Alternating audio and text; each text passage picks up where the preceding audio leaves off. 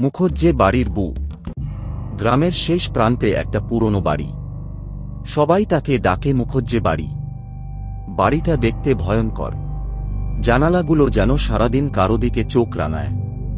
লোকজন ওই বাড়ির সামনে দিয়ে হাঁটতে ভয় পায়, বিশেষ করে রাতের বেলা। কথিত আছে, ওই বাড়িতে একসময় এক যুবক থাকত, নাম ছিল শঙ্কর মুখজ্জে। সে খুব রাগী ছিল, আর তার বউ সন্ধ্যারানী ছিল অসাধারণ সুন্দরী। শঙ্কর তার বুকে এতটাই আবদ্ধ রাখত যে সন্ধ্যারানীর দিন কাটত দেওয়ালের ঘড়ির কাঁটার মতো একই জায়গায় ঘুরপাক খেতে খেতে।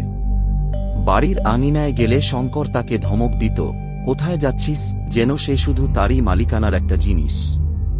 গ্রামের কেউ কেউ সন্ধ্যাকে দূর থেকে দেখে বলত, ওই যে আলো ধারে দাঁড়িয়ে, যেন পূর্ণিমার চাঁদ, সুন্দর কিন্তু ঠান্ডা, নিষ্প্রাণ, আর তার চোখে যে বিষণ্ণতা, তা যেন বাড়ির চারপাশের ইটকাঠের মতোই জমে থাকা। একদিন গ্রামে আগুন লাগল। শঙ্কর বাড়ির বাইরে ছিল, আর সন্ধ্যা ঘরে আটকা। আগুন দ্রুত ছড়িয়ে পড়ল মুখজ্জে বাড়ির দিকে। লোকজন ছুটে এলো, কিন্তু কেউ বাড়ির ভেতর ঢুকতে সাহস পেল না।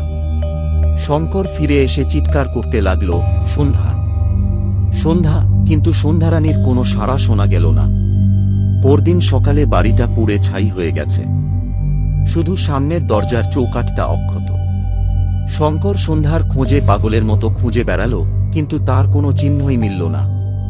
কেউ বলল, সন্ধ্যা আগুনে পুড়ে মরেছে।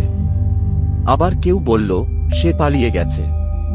কিন্তু সেই দিন থেকে রাত নামলেই মুখজ্জে বাড়ির চারপাশে এক অদৃশ্য ভার নেমে আসে।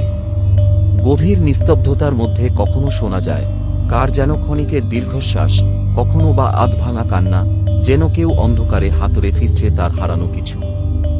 গ্রামের গোপাল দা শপথ করে বলে, এক অমাবস্যার রাতে সে দেখেছে পুড়ে যাওয়া জানালার ফাঁকে একটি সাদা শাড়ির আভাস। নিথর বাতাসে যেন কেউ অস্পষ্ট বলে ওঠে, কে আছো? আর ছোট বউ তো এখনো সেদিনের কথা বলতে গেলে গলা কাঁপে। ছোট বউয়ের ভয়ে কাঁপা গলায় সে রাতে চাঁদ ছিল না। তবু পোড়া বাড়ির সামনে দাঁড়িয়ে এক নারী, তার হাত বাড়ানো, যেন শঙ্করকে ধরে রাখতে চায় বা টেনে নিতে চায়। কেউ বিশ্বাস করে, কেউ করে না। কিন্তু মুখজ্জে বাড়ির গাছটাও যেন আজ আর পাতা ঝরায় না, মৃতের মতো দাঁড়িয়ে থাকে। শঙ্কর একদিন উধাও হয়ে গেল। গ্রামবাসীরা বলল, সন্ধ্যারানীর আত্মা তাকে নিয়ে গেছে। আজও রাত হলে মুখজ্জে বাড়ির সামনে দিয়ে কেউ হাঁটে না। আর যদি কেউ ভুলেও যায়, সে যেন কারো মৃদু কান্না শুনতে পায়।